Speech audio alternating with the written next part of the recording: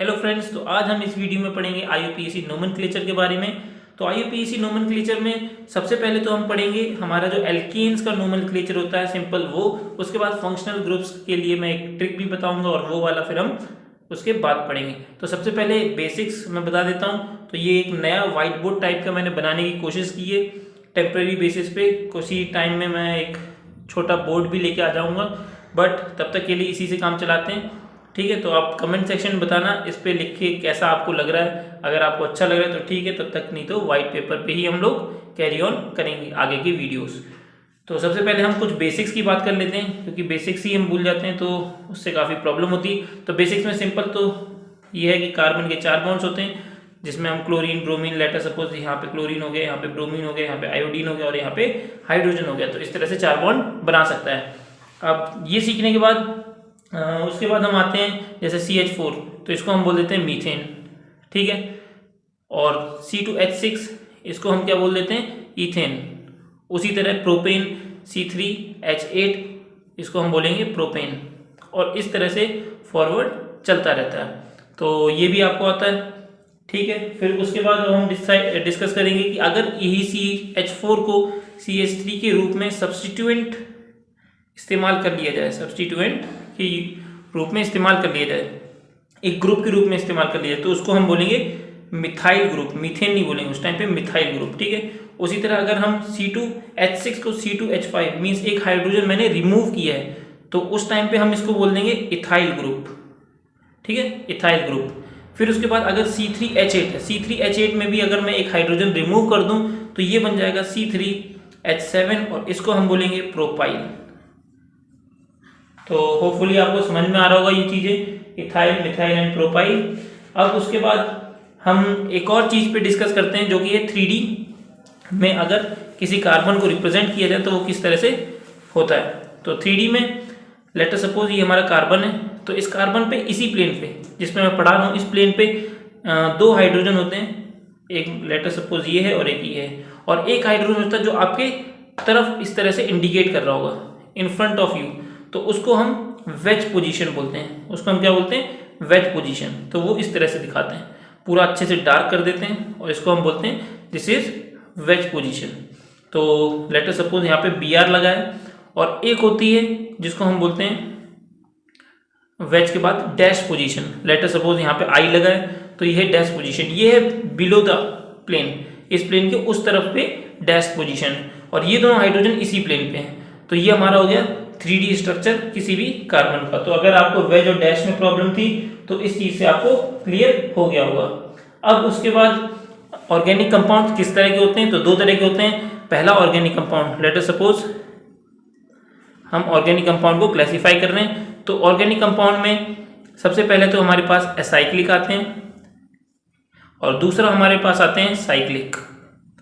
ठीक है, तो असाइक्लिक मीन्स जो हमारे ओपन चेन स्ट्रक्चर होते हैं। फॉर एग्जाम्पल एक कार्बन, दूसरा कार्बन, तीसरा कार्बन, फिर इधर एक कार्बन, और इस तरह से।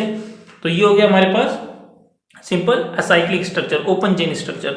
साइक्लिक स्ट्रक्चर क्या होता है, साइक्लिक स्ट्रक्चर में आता है क्लोज्ड चेन स्ट्रक्चर।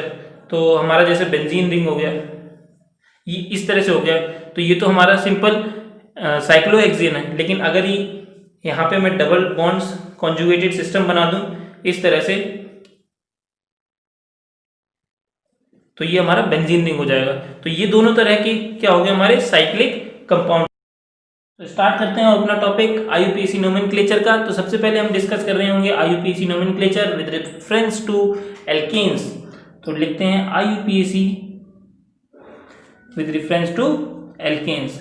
फिर उसके बाद डिफरेंट फंक्शनल ग्रुप्स के बारे में भी हम बात करेंगे, लेकिन सबसे पहले एल्केन्स के बारे में बात करते हैं। तो NCERT में एल्केन्स से रिलेटेड कुछ रूल्स दे रखे हैं, तो सबसे पहले वो रूल्स पे चर्चा करते हैं। तो पहला रूल होता है हमारा IUPAC में, वो होता है selecting the longest carbon chain. तो सबसे पहला रूल है selecting the longest carbon chain.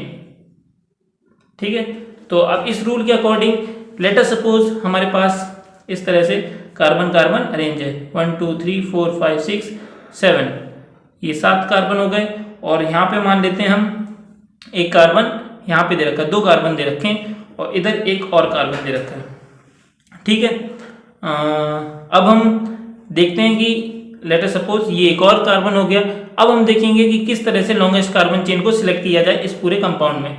तो 1 2 3 4 5 6 7 8 9, अगर हम इस तरह से स्टार्ट करते हैं तो हमारे पास 9 कार्बन की एक चेन मिलती है। जबकि अगर मैं यहाँ से स्टार्ट करूँ 1 2 3 4 5 6 7, तो मेरे पास 7 कार्बन की चेन मिलती है। अगर मैं यहाँ से ऐसे स्टार्ट करूँ 1 2 3 4 5 6 7, तो मेरे को 7 ही कार्बन की चेन मिल रही है। तो मैक्सिमम कार्बन की चेन जो हमें मिल रही है दैट इज दिस 9 कार्बन की। तो ये जो चेन होती है जो मैक्सिमम कार्बन को कंटेन करती है, इस चेन को हम बोलते हैं पेरेंट चेन। क्या बोलते हैं? Parent chain. बिल्कुल सही। अब आपको ये चीज समझ में आ गई। अब हम सेकेंड रूल की तरफ बात करते हैं। ये हमारा फर्स्ट रूल था, इतना ही समझना था, इससे ज्यादा कुछ भी इसमें समझने लायक नहीं है। तो हमारा सेकेंड जो रूल है दैट इज अबाउट ब्रांचिंग। तो हम लिखते हैं हमारा सेकेंड रूल। तो सेकेंड रूल में क्या होगा? सेकेंड रूल में हम लोएस्ट लोकेंट रूल के नाम से भी पढ़ेंगे। तो ये हो गया हमारा लोएस्ट लोकेंट रूल। तो लोकेंट्स क्या होते हैं? लोकेंट्स वही पोजीशंस होती है जहां पे हमारा सब्स्टिट्यूएंट ग्रुप जुड़ा हुआ होता है। फॉर एन एग्जांपल हम यहाँ पे एक कार्बन चेन ले लेते हैं, ठीक है। अब यहाँ पे सपोज करते हैं कि इधर एक CH3 ग्रुप जुड़ा हुआ है और यहाँ पे हमारा एक और कार्बन ले लिया और यहाँ पे हमारा जुड़ा हुआ है C2H5, ठीक है। तो अब क्या करेंगे? हम नेमिंग करेंगे इसकी। तो नेमिंग के लिए सबसे पहले लॉन्गेस्ट कार्बन चेन जो कि हमें साफ साफ दिख रही है 1 2 3 4 5 6, ये 6 कार्बन की चेन सबसे ज्यादा बड़ी है। तो ये होगी हमारी पेरेंट चेन। अब यहाँ पे 1 2 3 4 5 6, अगर इस तरह से मैं नेमिंग करता हूँ तो मुझे समझ में आ रहा है कि सेकंड पोजीशन पे मुझे मिथाइल ग्रुप मिल रहा है और फोर्थ पोजीशन पे मुझे इथाइल ग्रुप मिल रहा है। तो इसका मतलब हमारे जो लोकेंट्स हो गए इस केस में वो 2,4 हो गए। इतनी बात आपको समझ में आ रही है? बिल्कुल सही। अब अपन क्या करेंगे? यहाँ से नेमिंग करेंगे 1 2 3 4 5 6। जब मैंने यहाँ से नेमिंग की तो मुझे थर्ड पोजीशन पे इथाइल ग्रुप मिला और फिफ्थ पोजीशन पे मिथाइल ग्रुप मिला। तो यहाँ पे हमारे जो लोकेंट्स हो गए वो 3,5 हो गए, ठीक है। तो हमारे लोकेंट्स ये आ गए। अब इनमें से कौन सा सही है, इस तरह वाली नेमिंग या फिर ये वाली नेमिंग? तो यहाँ पे 2,4, तो हमने सबसे पहले फर्स्ट नंबर को देखा और कंपेयर किया, असेंडिंग ऑर्डर में अरेंज किया, फर्स्ट नंबर को कंपेयर किया 2 3, तो 2 यहाँ पे नंबर क्या हो गया? छोटा हो गया और 3 बड़ा हो गया। और यहाँ पे रूल का ही नाम क्या है? लोएस्ट लोकेंट रूल, मतलब हमें छोटे वाले को ही सिलेक्ट करना है। तो this is the right option. इसका मतलब हमें नेमिंग इस तरह से ही करनी होगी। ये वाला जो नेमिंग का तरीका है दिस इज रॉन्ग। तो 1 2 3, तो यहाँ पे सेकेंड पोजीशन पे हम बोलेंगे मिथाइल है और फोर्थ पोजीशन पे हम बोलेंगे इथाइल, ठीक है। तो ये हमारा सेकेंड रूल यहाँ पे खत्म होता है। अब इस रूल से रिगार्डिंग एक एग्जाम्पल भी डिस्कस कर लेते हैं जो कि अच्छे लेवल का है और जेईई में भी कई बार पूछा गया है एक बार। तो अभी मैंने आपको फंक्शनल ग्रुप नहीं सिखाए हैं बट एक आइडिया मिल जाएगा आपको इस रूल का इस एग्जांपल से। तो लेट अस सपोज ये क्लोरीन ग्रुप है और ये हमारा ब्रोमीन ग्रुप है, ठीक है। अब यही मैं यहाँ पे भी ड्रॉ कर लेता हूँ ताकि ज़्यादा कंफ्यूजन ना हो इस क्वेश्चन से related. This is chlorine and this is bromine, okay. अब यहाँ पे मेरे पास दो ऑप्शन है। एक ऑप्शन है मैं यहाँ से नंबरिंग स्टार्ट करूँ, क्यों? क्योंकि ये जो हमारा फंक्शनल ग्रुप है ईन मीन्स हम एल्केन्स की बात कर रहे हैं, ये है हमारा एल्कीन। तो एल्कीन भी एक फंक्शनल ग्रुप होता है तो इसको अकाउंट करना जरूरी है, इसको हमें प्रायोरिटी देनी होगी। और ये हैं हमारे सब्स्टिट्यूएंट ग्रुप्स। तो मैं क्या कर सकता हूँ? सबसे पहले इसको प्रायोरिटी देने के लिए यहाँ से नंबरिंग स्टार्ट कर सकता हूँ 1 और फिर उसके बाद क्लोरीन यहाँ पे ग्रुप मिल रहा है तो 2 एंड देन दिस इज 3 4 5 6। तो हमारे लोकेंट्स यहाँ पे क्या हो जाएंगे? 1 जो कि इस फंक्शनल ग्रुप के लिए, 2 जो कि इस सब्स्टिट्यूएंट के लिए और 3 जो कि ब्रोमीन सब्स्टिट्यूएंट के लिए। तो यहाँ पे 1, 2, 3 these will be the locants in this example. लेकिन अब हम ये भी कर सकते हैं क्या कि अगर मैं यहाँ पे 1 दे दूं और इधर 2 दे दूं तो यहाँ पे 1 देने से क्या हुआ? ये मेरा ये वाला जो ग्रुप है क्लोरीन वो भी कवर हो रहा है और 1 देने से मेरा ये जो फंक्शनल ग्रुप है ईन या फिर हम इसको एल्कीन बोल सकते हैं, एल्कीन वाला जो फंक्शनल ग्रुप है वो भी कवर हो रहा है। और फिर उसके बाद 2 3 4 5 और 6, तो 6 नंबर पे ब्रोमीन। तो यहाँ पे हमारे जो लोकेंट्स आएंगे 1, 1 एक तो है हमारा सब्स्टिट्यूएंट के लिए और दूसरा है हमारा फंक्शनल ग्रुप के लिए, जो कि यहाँ इस केस में ईन है। फिर उसके बाद हमारा 6 नंबर पे आ जाएगा ब्रोमीन। तो दो तरह के लोकेंट्स आ गए, 1 2 3 1 1 6। असेंडिंग ऑर्डर में पहले से ही अरेंज है। अब हमने क्या करना है, सबसे पहले पहला वाला दोनों का सिलेक्ट करना है, 1 1 दोनों सेम है, कोई चेंज नहीं। फिर दूसरे वाले पे आते हैं 2, यहाँ पे 1, ये 2 ये 1, लोएस्ट कौन सा है, ये लोएस्ट है, तो this will be the right answer. लेकिन मैक्सिमम स्टूडेंट्स क्या करते हैं, 1 2 3 पास में देख के 1 2 3 एकदम इसको ही सही कर देते हैं, but this is not the case. ये वाला ऑप्शन गलत है, ये वाला ऑप्शन गलत है और करेक्ट ये वाला ऑप्शन है। यहाँ पे 6 देख के कई सारे स्टूडेंट्स गलत कर देते हैं इसको, कि ये वाला ऑप्शन ट्राई नहीं करते, इस वाले को टिक मार देते हैं। तो ये यहाँ पे नहीं करना है हम लोगों को, इस गलती से बचना है। तो लोएस्ट लोकेंट रूल को समझने के लिए बहुत ही अच्छा एग्जाम्पल है ये। अब हम आगे चलते हैं अपने तीसरे रूल पे। तो तीसरा रूल रिलेटेड है ब्रांच की नेमिंग से। लेट अस सपोज हमारे पास एक एग्जाम्पल है, जो ये कार्बन चेन है, इसमें हमारे पास इधर लगा है मिथाइल ग्रुप और यहाँ पे हमारा फॉर एग्जाम्पल लगा है इथाइल ग्रुप C2H5। ठीक है, तो ये सबसे पहले लॉन्गेस्ट कार्बन चेन सिलेक्ट कर लेते हैं। तो लॉन्गेस्ट कार्बन चेन की कौन सी है, ये वाली 1 2 3 4 5 6। तो लॉन्गेस्ट कार्बन चेन ये हो गई। अब लॉन्गेस्ट कार्बन चेन में भी लोएस्ट लोकेंट रूल के हिसाब से ये वाला 1 और ये वाला 2, ये वाला 3, ये वाला 4, ये वाला 5, ये वाला 6 आएगा। ऐसे हम नहीं कर सकते। अगर ऐसे करेंगे तो थर्ड पोजीशन पे हमारा पहला ग्रुप आएगा और फिर फिफ्थ पोजीशन पे हमारा मिथाइल ग्रुप आएगा। तो उस केस में हमारे 3rd, 5th ये लोकेंट्स हो जाएंगे, जबकि इसमें हमारे 2, 4 लोकेंट्स हो रहे हैं और 2, 4 will be the right locants according to lowest locant rule. ठीक है, तो ये कंफ्यूजन मत रखिएगा, पिछले रूल्स के अकॉर्डिंग हम सीख चुके हैं यहाँ तक। अब अगर यहाँ पे ये मिथाइल ग्रुप आए, यहाँ पे इथाइल ग्रुप आए, तो इसकी नेमिंग कैसे करेंगे। तो ऐसे में नेमिंग करने के लिए हम क्या करते हैं, अल्फाबेटिकल ऑर्डर का इस्तेमाल करते हैं। अल्फाबेटिकल ऑर्डर, तो हमें पता है C2H5 जो कि है इथाइल, ई से शुरू होता है, तो ये पहले आएगा और मिथाइल जो है वो बाद में आएगा। ठीक है, इतना समझ में आ गया। अब इथाइल को हमने पहले लिखा है, लेकिन इथाइल कौन सी पोजीशन पे है, 4th पोजीशन पे है। तो 4th के बाद एक डैश लगाइए और इथाइल लिख दीजिए, फिर उसके बाद एक और डैश लगाइए। अब मिथाइल कौन सी पोजीशन पे है, मिथाइल भाई 2nd पोजीशन पे है, तो 2 लिखा और एक और डैश लगा दिए, तो 4 इथाइल 2 मिथाइल। अब हमारा जो पेरेंट चेन का नाम है वो आखिरी में आता है, पेरेंट चेन का नाम हमेशा लास्ट में आता है। तो पेरेंट चेन है 6 कार्बन की, 6 कार्बन की, तो हम बोल देंगे हेक्सेन। क्या बोलेंगे, हेक्सेन। अगर 7 कार्बन की होती है हेप्टेन बोलते, 5 कार्बन की होती तो पेंटेन बोलते। तो इतना आपको समझ में आ रहा है, बिल्कुल ठीक। ये हो गया हमारा इसका IUPAC नोमेनक्लेचर। अब हम पढ़ेंगे अपना 4th रूल, तो 4th रूल हमारा है, अगर हमारे पास सिमिलर टाइप्स के सब्स्टिट्यूएंट्स जुड़े हैं तो उनकी नोमेनक्लेचर या उनकी नेमिंग कैसे करें, वो ये 4th रूल बताता है। ठीक है, तो इस 4th रूल में क्या है, for example let us suppose हमें ये कार्बन चेन दे रखी है, यहाँ पे एक मिथाइल ग्रुप है, यहाँ पे भी एक मिथाइल ग्रुप है, और लेट अस सपोज और इतनी बड़ी हो गई और यहाँ पे एक C3 नहीं C2H5 लेते हैं, ये हमारा इथाइल ग्रुप हो गया। और फिर उसके बाद यहाँ पे लेट अस सपोज एक और मिथाइल ले लिया। तो जितना ज़्यादा कॉम्प्लिकेटेड लगेगा उतना आसानी से हम इसको अच्छे से समझ पाएंगे। अब यहाँ पे मिथाइल मिथाइल मिथाइल, तो टोटल कितने मिथाइल आ गए हमारे पास, 3 मिथाइल आ गए।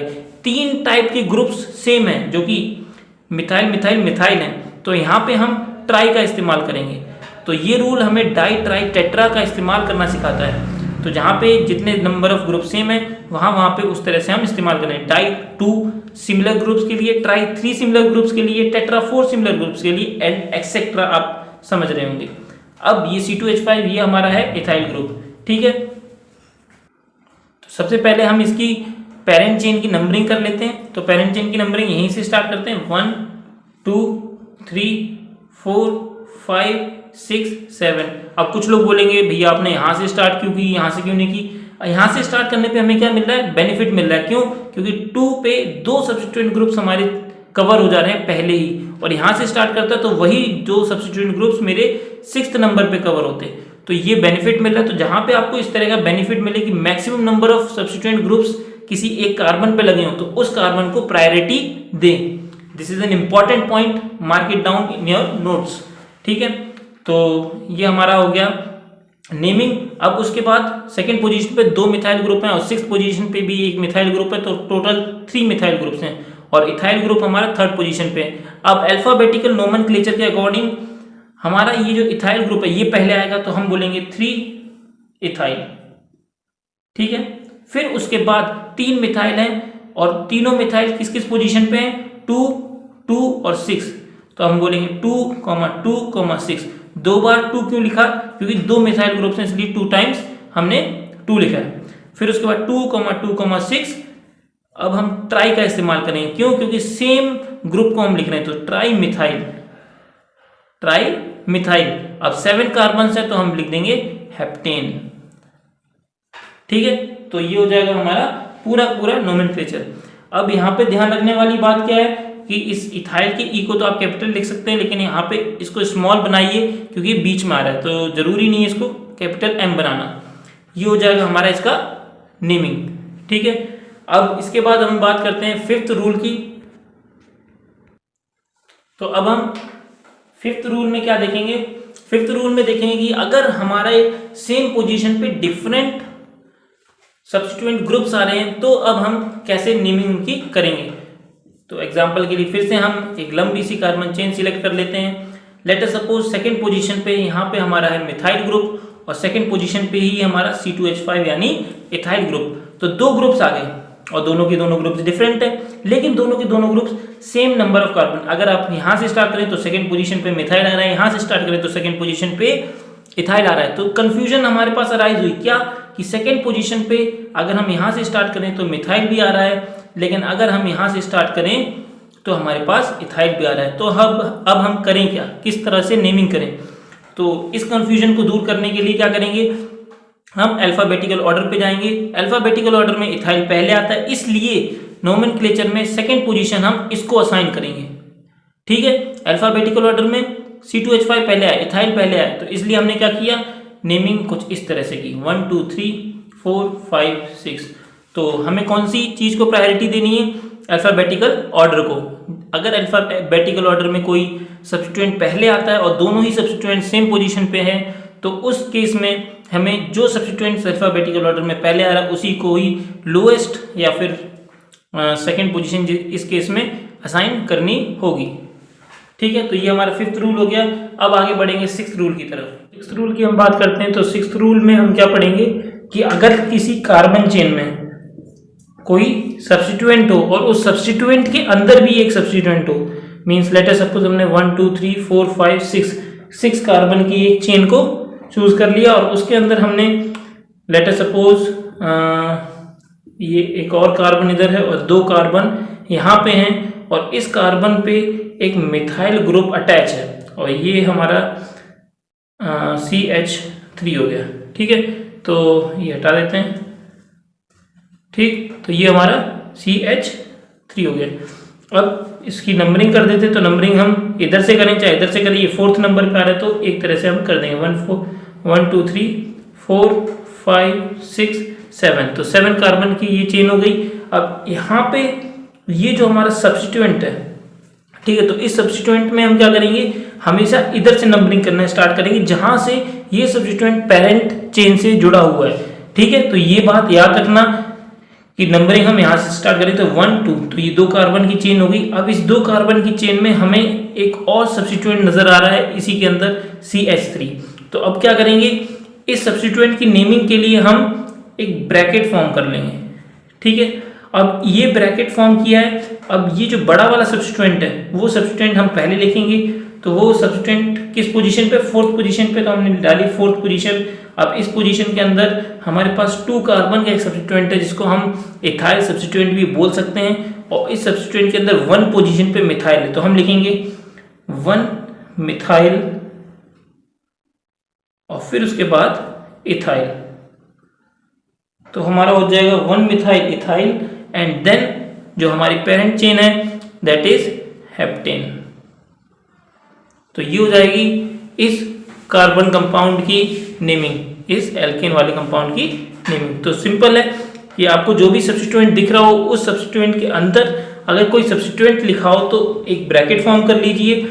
अब ये जो बड़ा वाला पहले जो सब्स्टिट्यूएंट है पेरेंट चेन से कनेक्टेड, उसके लिए हम उसकी पोजीशन 4 असाइन कर देंगे इधर, और फिर उसके बाद एक डैश लगा के ब्रैकेट फॉर्म करेंगे। इस ब्रैकेट में जो अंदर वाला सब्स्टिट्यूएंट है वो जिस पोजीशन पे अपनी कार्बन चेन में प्रेजेंट है, जैसे यहाँ पे ये 1 पोजीशन पे तो हमने लिखा 1, फिर उसके बाद उस सब्स्टिट्यूएंट का नाम जो कि है मिथाइल, एंड देन इस वाले सब्स्टिट्यूएंट का नाम इथाइल, फिर ब्रैकेट 1, और उसके बाद हमने अपनी पेरेंट चेन का नाम हेप्टेन लिख दिया।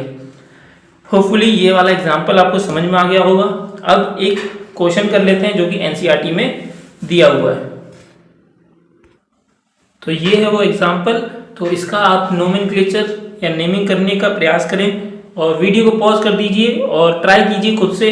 अगर आप कर पा रहे हैं तो बहुत अच्छी बात है, आपको अच्छे से रूल्स समझ में आ गए हैं।